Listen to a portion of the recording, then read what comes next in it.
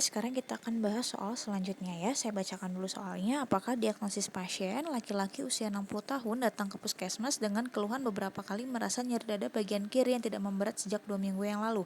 Keluhan seperti tertimpa benda berat yang menjalar ke bahu dan rahang, tidak disertai keringat dingin. Nyeri dada timbul ketika pasien melakukan olahraga dan hilang saat istirahat.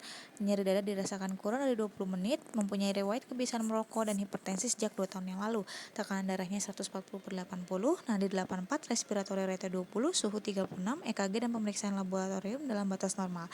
Apakah diagnosis pasien? Nah, di sini saya sudah men-highlight hal-hal yang penting pada soal ini. Oke, kita bahas ya. Yang pertama, pasien merasakan nyeri dada bagian kiri, namun tidak memberat. Lalu selanjutnya, nyeri dadanya timbul ketika pasien melakukan olahraga, yang berarti timbulnya saat pasien melakukan aktivitas, tapi hilang saat istirahat.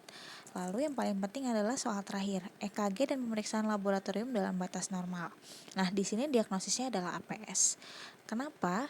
Karena APS sendiri atau angina pectoris stabil sendiri itu merupakan nyeri dada, namun nyeri dadanya itu membaik saat istirahat, dan pada pemeriksaan EKG dan laboratorium itu tidak memiliki kelainan.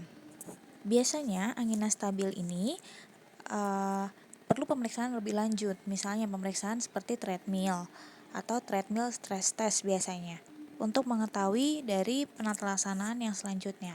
Nah, selanjutnya kita bahas pilihan yang lain. Tadi ada STEMI, NSTEMI, dan UAP. Nah, ketiga ini tuh masuk ke dalam kelompok ACS atau Acute Coronary Syndrome. Acute Coronary Syndrome itu merupakan sumbatan di pembuluh darah koroner, biasanya terjadinya secara akut.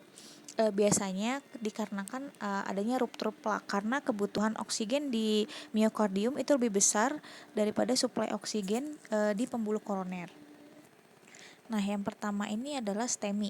STEMI ini sendiri biasanya gejalanya ada nyeri dada yang menjalar, keringat dingin. Biasanya STEMI ini nyeri dadanya itu lebih lama dan lebih intens. Yang perlu kita tahu yang paling khas dari STEMI ini adalah EKG-nya, yaitu terdapat ST elevasi. Dan jika dilakukan pemeriksaan laboratorium seperti enzim jantung, dia akan meningkat enzim jantungnya. Yang kedua dan yang ketiga adalah NSTEMI dan UAP. Nah, sebenarnya NSTEMI dan UAP ini gejalanya sama ya, dan EKG-nya juga sama. Yang kita bedakan adalah di sini enzim jantungnya. Untuk NSTEMI sendiri, enzim jantungnya itu meningkat, dan pada UAP enzim jantungnya itu biasanya normal. Nah, untuk gejalanya itu sama, biasanya nyeri dada juga menjalar, ada keringat dingin, biasa disertai juga dengan muntah, dan EKG-nya juga biasanya didapatkan ST depresi atau T inversi. Nah, biasanya tata laksana sindroma koroner akut kalian pasti udah tahu kan dengan istilah Monaco. Nah, di sini biasanya diberikan dulu pertama ada morfin, oksigen, nitrat, aspirin, clopidogrel, dan obat-obat lainnya.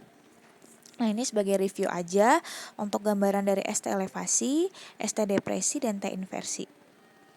Oke, sekian pembahasan soal kali ini. Terima kasih. Dan juga jangan lupa jawab-jawab soal dari Oksigen UKM PPD, tag teman kamu, dan jangan lupa like, comment, dan subscribe dari YouTube channel kita. Terima kasih.